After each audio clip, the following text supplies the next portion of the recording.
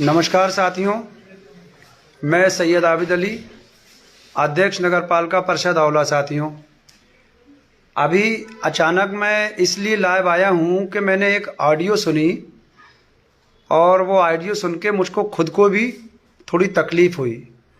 साथियों, आप सभी जानते हो कि सौरभ गुप्ता मेरा छोटा भाई है और चेयरमैनी चुनाव में उसने कितनी मेहनत से सबसे बुराई लेकर मुझको चुनाव लड़ाया था।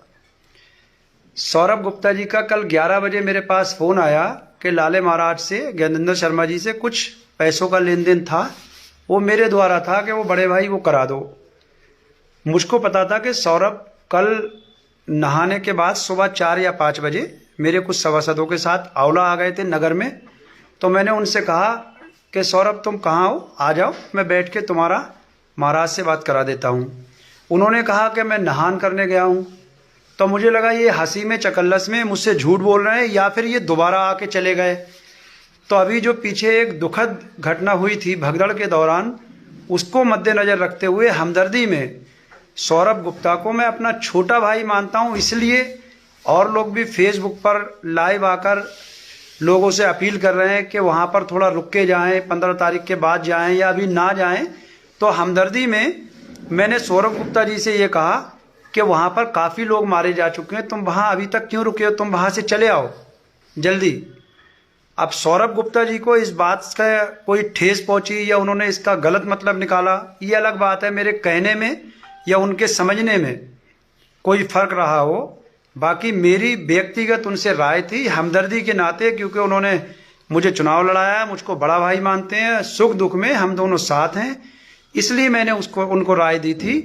और जिस वक्त मैं उनसे बात कर रहा था, मेरे सामने अभिषेक मिश्रा जी बैठे थे, जितेंद्र शर्मा बैठे थे, लकी तिवारी जी बैठे थे और उनके मोबाइल में रिकॉर्डिंग होगी। उनसे कसम ले लो गंगा जल उठवा के कि मैंने उनसे ये भी कहा था कि अगर तुम वहाँ पर हो तो रजनीश तिवारी जी मेरे बड़े भाई काफ़ी बीमार चल रहे हैं, एक प्लास्टिक की कैन खरीद के उसमें 2 लीटर गंगा जल का पानी भी ले आना, ताकि एक बाल्टी में डाल के उनका स्नान यहीं हो जाएगा।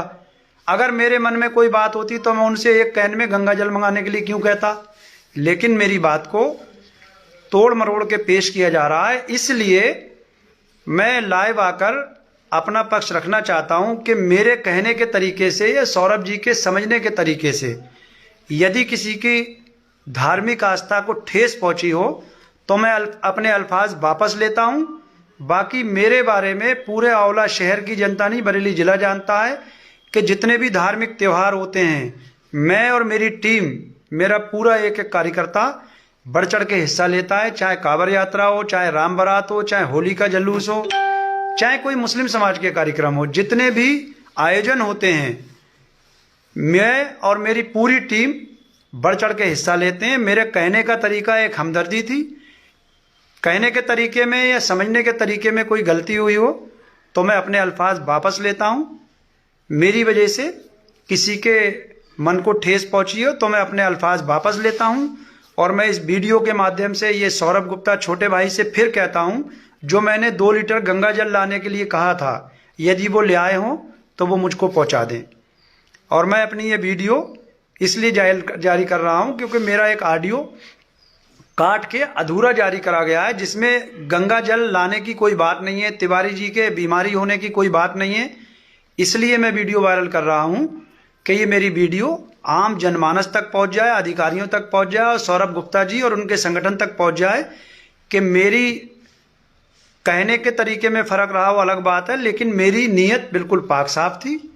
मैं एक बड़े शहर का चेयरमैन हूँ, मेरे लिए सारे धर्म सारी जाति एक बराबर हैं।